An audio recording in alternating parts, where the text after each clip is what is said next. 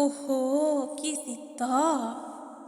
ଦେଖ ମୋ ନାଟୁଆଙ୍କୁ ଓଢ଼ଣ ଷଷ୍ଠୀରେ ଶୀତ ବସ୍ତ୍ର ପିନ୍ଧି କେମିତି ଘୋଡ଼ ଲାଗି ବେଶ ହୋଇଛନ୍ତି ଆମ ମନୁଆ ଠାକୁର। କ'ଣ ଶାନ୍ତି, ରାତି ବଢ଼ିଲେ ଶୀତ ବଢ଼ୁଛି ନାହିଁ? ଆଚ୍ଛା, କି ନାଟ ତମର ହୋ।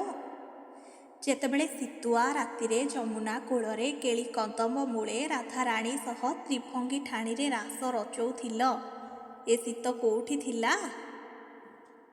ଦେଖ ତାଙ୍କ ଶୀତ ବସ୍ତ୍ରକୁ, ମଖମଲ ସୂତା କପଡ଼ାରେ, ପୁଣି ବିଭିନ୍ନ ରଙ୍ଗର ବିଭିନ୍ନ ବାରରେ।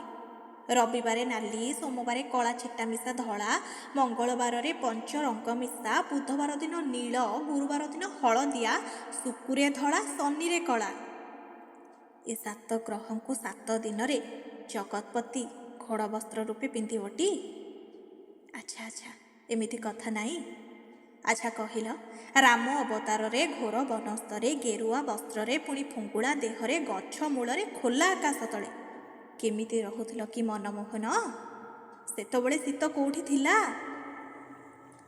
ଆଜି ବଡ଼ ମନ୍ଦିର, ବଡ଼ ରତ୍ନ ସିଂହାସନ ଉପରେ ବସିଛ, ପବନ ଟିକେ ବାଜିବନି ମୋ ଦେହରେ, ସେଥିପାଇଁ ମେଘନାଦ ପାଚେରି ରଖିଛ।